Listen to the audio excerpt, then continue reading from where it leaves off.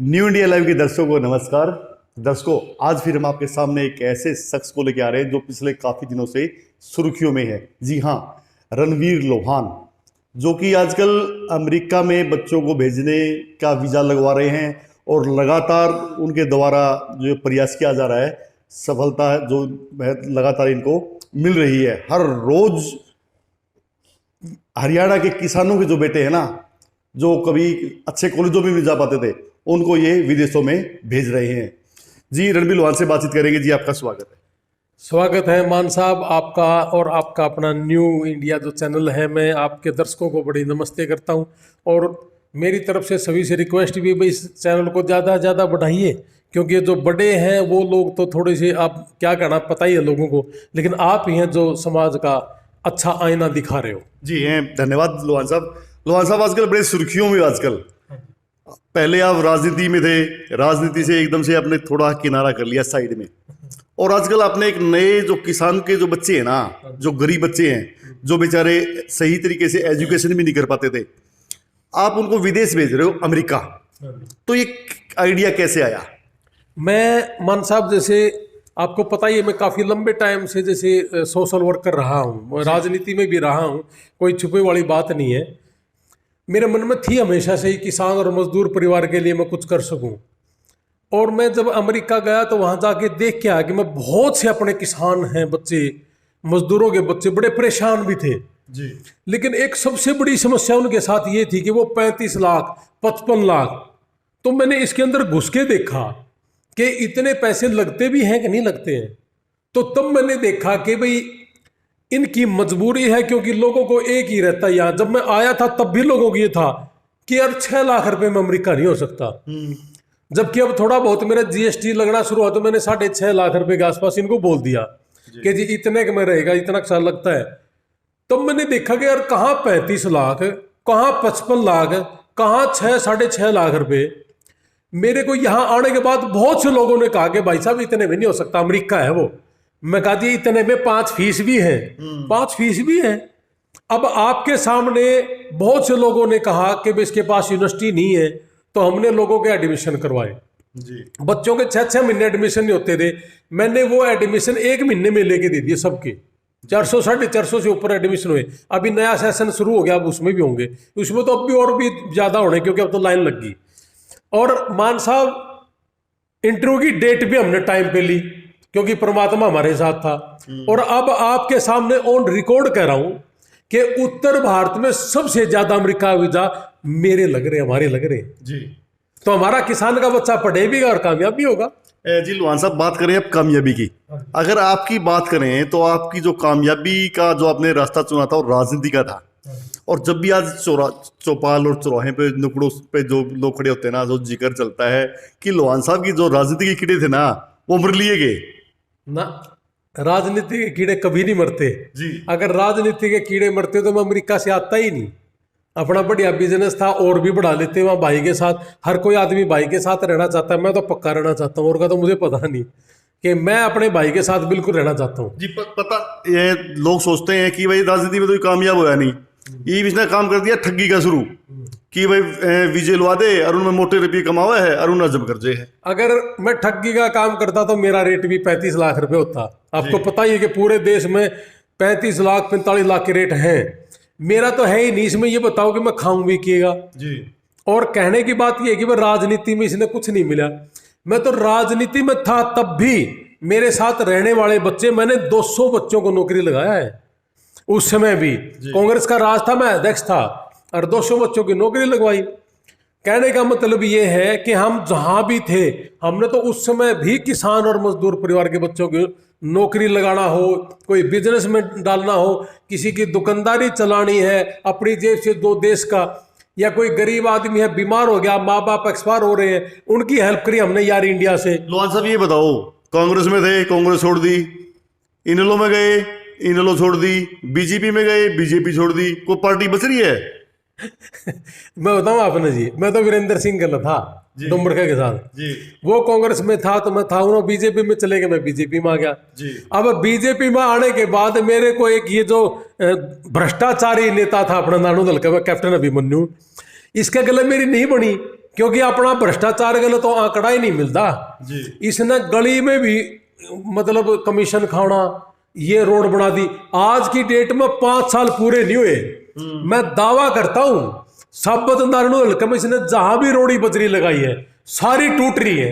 जो आज विधायक है ना नारायण हल्के का श्री राम कुमार गौतम जी, वो भी ये मानते हैं कि भाई जो कैप्टन भी इन्होंने विकास के जो कार्य किए थे ना, वो आज तक कोई करवा ही नहीं पाया। ऐसा यूं है या नारायण तो सारी तोड़ के भगा दी, पहले भी टूट रही थी, एक तोड़ा नहीं इसने लगा, ना कभी कैप्टन ने लगा ना इसने कभी लगाया।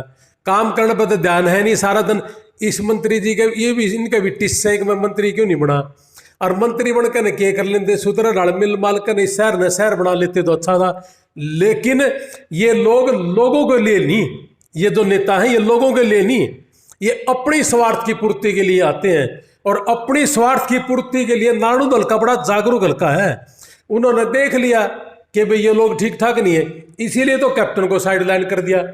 अरे ये भी से पंडित जी की भी बारी है, हमारे अंकल जी की भी। और भाई तीसरा कोई सा आ गया कि जिसने सिर्फ अपने तो स्वार्थ है।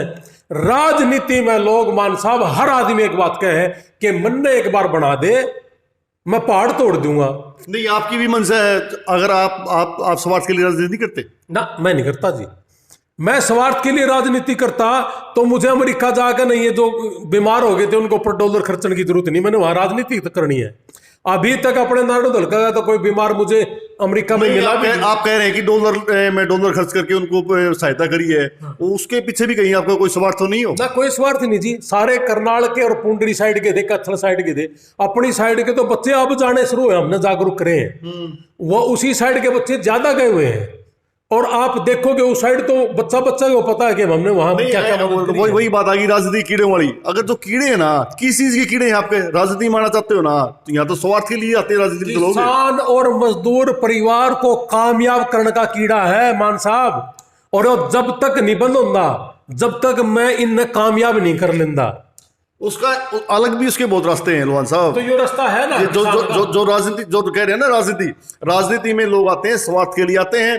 बहुत सारे ऐसे लोग हैं जो अमेरिका विदेशों से आके यहाँ पे किसानों के लिए, उनके बच्चों के लिए काम कर रहे हैं, लेकिन उन्होंने राजनीति की बात नहीं की। मैंने तो मान साहब राजनीति छोड़ के अमेरिका गया हूं, और मैं तो यारी इंडिया की संस्था चला रहा हूं, और यारी इंटरनेशनल संस्था मेरा भाई चला रहा है अमेरिका में, जिसमें बहुत से गोरे लोग उसमें मेंबर भी हैं।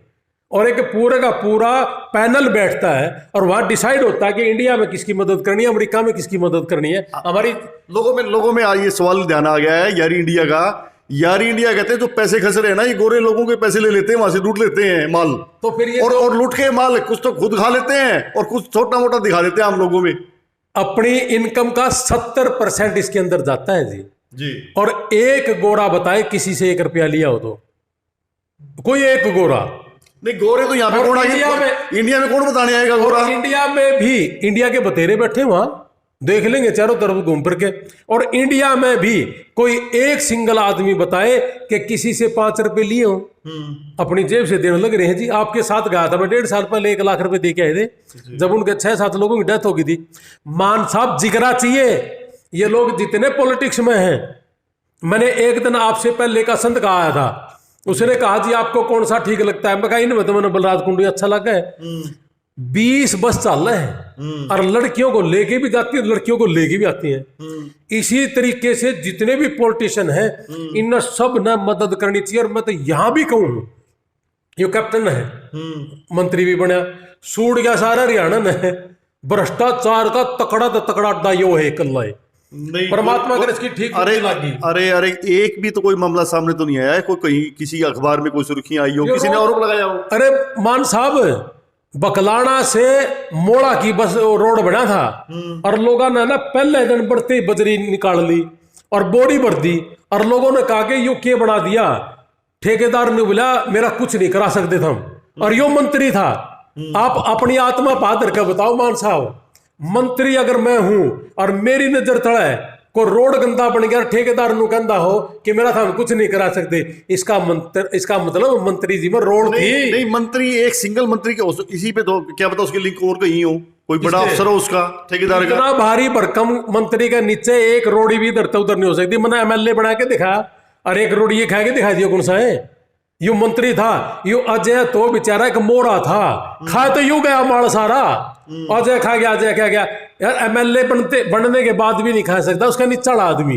ये तो मंत्री था, माल सारा इसके गया, इसके नहीं आजकल रणबीर लोहान के दिल में कहीं ना कहीं कुंडू की आवाज तो नहीं बोल रही? नहीं ना ना ना, मेरा तो लेना देना भी नहीं, ना मैं उन्हें जानता ना मैं कभी उससे मिला।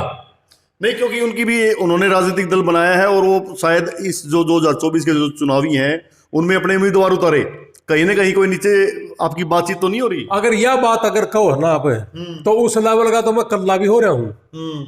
आज की डेट में तो परमात्मा की दास है, आप वर्गे भाइयों की वजह से आज हरियाणा में कोई गांव ऐसा नहीं जिस गांव में मने नहीं जानते। समझ में आई बात? क्योंकि आपा ना परमात्मा की दास है, मेहनत भी करी है, उन भाइयों की मदद भी करी। तो प्रधान जी, राजनीति के कीड़े ना मैदान में आके दिखाओ, तब पता चलेगा किस बंदे में कितना दम है। कुंडू की तरह तो अभय सिंह ने भी करा था जी मदद, एमएलए की कुर्सी भी छोड़ के आया था, और वहां जैसे कोविड के टाइम में भी बतेरे लोगों को पैसे दिए थे।